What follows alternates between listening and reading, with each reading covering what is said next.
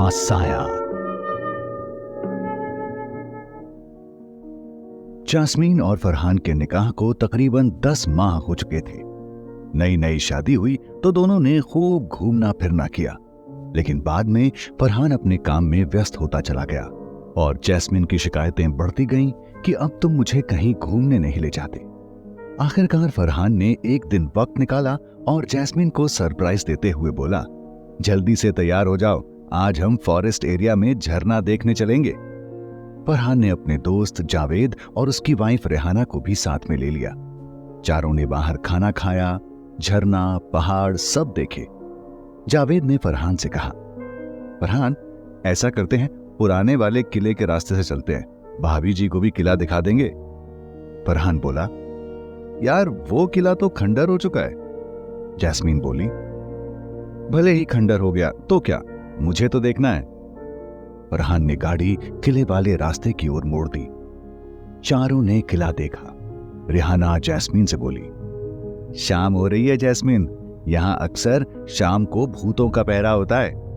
जावेद बोला, डरो मत भाभी जी, ये मजाक कर रही है। ये सुनकर जैस्मीन के चेहरे पर मुस्कुराहट सी आ गई। चारों किला घूमकर अपने घर वापस आ गए। घर आने के बाद जैस्मीन का ध्यान अपने पैरों पर गया तो पता चला कि उसके एक पैर में पायल नहीं है।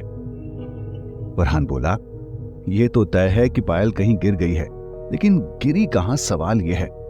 फिर भी जैस्मीन की तसल्ली के लिए फरहान ने कार और घर में पायल देखी, लेकिन पायल कहीं नहीं मिली।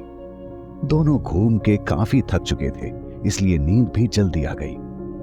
आधी रात को जैस्मीन जोर जोर से नींद में चिल्लाने लगी, हाँ हाँ आ रही हूं, हाँ आ रही हूं। फरहान ने उसे जगाया, बोला, कहां जा रही हो जो ये बोल रही हो कि हाँ आ रही हूं? जैस्मीन बोली, फरहान सपने में मुझसे कोई बार बार ये कह रहा है कि आओ आओ और पायल ले जाओ। सब कुछ धुंधला धुंधला सा दिखाई दे रहा था, कुछ समझ नहीं आ रहा था कौन है कहां है, बस एक साया सा दिखाई दिया। फरहान जोर जोर से हंसने लगा, बोला, अरे पायल ही गुम हुई है, कोई जायदाद नहीं गई, कल नई पायल ले लेना। अगली रात जैस्मीन को फिर वही सपना आया। इस बार वो कुछ नहीं बोली, लेकिन उसकी नींद जरूर खुल गई। उसकी नजर सामने खिड़की पर पड़ी। उसे लगा जैसे कांच की खिड़की के उस पार कोई टहल रहा है। उसने खिड़की खोली तो देखा कि कोई अनजाना सा साया हाथ में पायल लिए दूर जा रहा है और जाते जाते उसे बुला रहा है, आओ पायल ले जाओ। थोड़ी देर बाद वो साया धुआं बनकर उड़ गया। जैस्मीन खिड़की बंद करने लगी। अब तक फरहान की नींद खुल चुकी थी। वो एक बार फिर हंसते हुए बोला, क्या हुआ, इतनी रात को पायल ढूंढने गई थी क्या? तुम्हारे ऊपर तो डार्लिंग एक पिक्चर बननी चाहिए जिसका टाइटल होगा, पायल ने किया घायल। कमरे में बहुत ज्यादा उजाला नहीं था। अचानक एक साया फरहान के गले की ओर झपट पड़ा। हमारा मजाक उड़ा रहे हो, हम तुम्हें नहीं छोड़ेंगे। फरहान का दम घुटने लगा। इस छीना झपटी में बाजू में टेबल पर रखा सारा सामान नीचे गिर गया। फरहान बोला, जैस्मिन जैस्मिन छोड़ो छोड़ो, जैस्मिन मुझे मार डालोगे क्या? हिम्मत करके फरहान ने बगल में लगा लाइट का स्विच ऑन किया। अब कमरे में कोई साया नहीं था और जैस्मिन बिस्तर पर सो रही थी। फरहान को उसके बाद नींद नहीं आई। हालांकि जैस्मिन ने सुबह खिड़की, साया और पायल वाली बात फरहान को बताई। फरहान ने बीती रात के तमाम हादसों का जिक्र जावेद से किया। जावेद बोला, तुम मानो या ना मानो दोस्त, भाभी जी पर जरूर किसी भूत प्रेत का साया है। तुम कहो तो हम वो पुरानी मजार वाले बाबा के पास चलते हैं, वो जरूर कुछ ना कुछ करेंगे। दोनों जैस्मीन को लेकर पुरानी मजार वाले बाबा के पास जाते हैं। बाबा सारी बातें सुनकर कहते हैं, बेटा, जैस्मीन की गुम हुई पायल जरूर किसी शैतानी ताकत के हाथ लग गई है।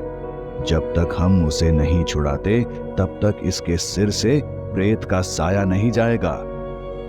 फरहान पूछता है, लेकिन बाबा हम उस भूत प्रेत को ढूंढेंगे कैसे?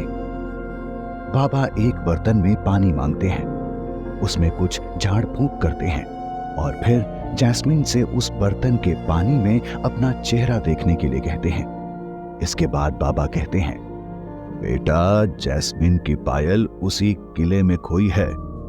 जावेद पूछता है, लेकिन आपको कैसे पता चला?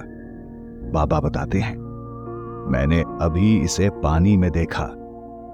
जैस्मीन बोलती है, लेकिन मुझे तो कुछ भी दिखाई नहीं दिया बाबा। बाबा कहते हैं, तुम लोग ये सब नहीं देख सकते, सिर्फ मैं देख सकता हूं। फरहान पूछता है, बाबा शैतानी ताकत से जैस्मीन का पीछा छुड़ाने के लिए अब हम क्या करेंगे? बाबा बोलते हैं, जैस्मीन तुम्हें हिम्मत से काम लेना होगा। हम कल शाम को किले में चलेंगे।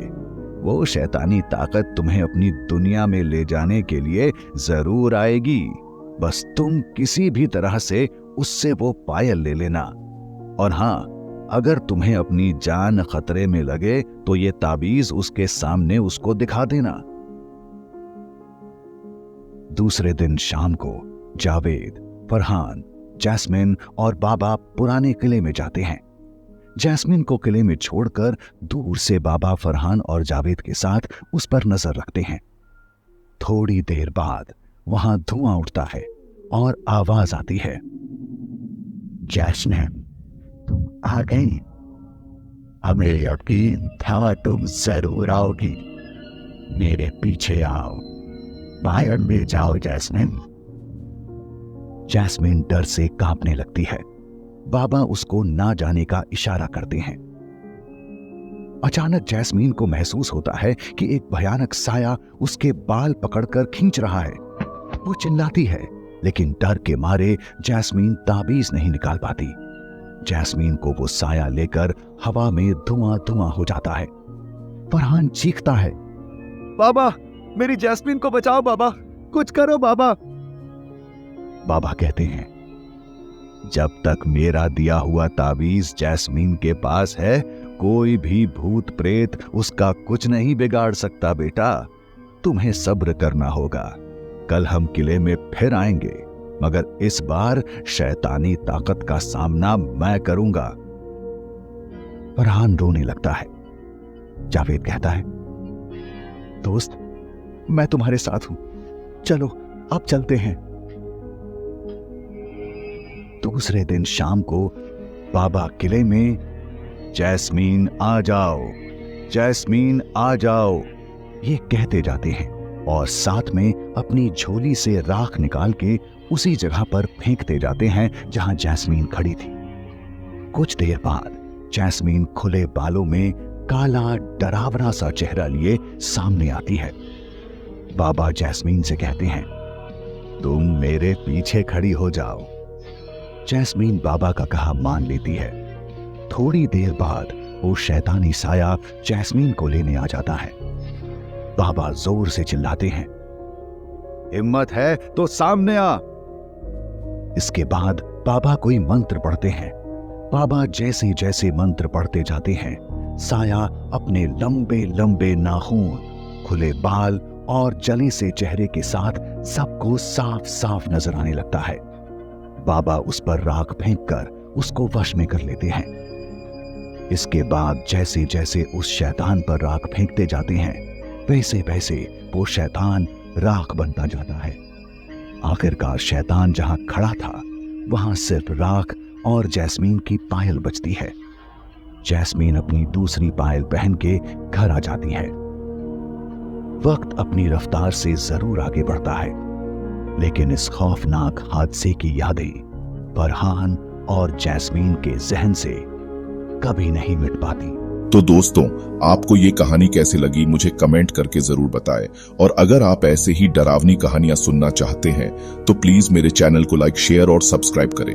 तो चले मिलते हैं ऐसे ही किसी कहानी के साथ अगले एपिसोड में। तब तक के लिए धन्यवाद।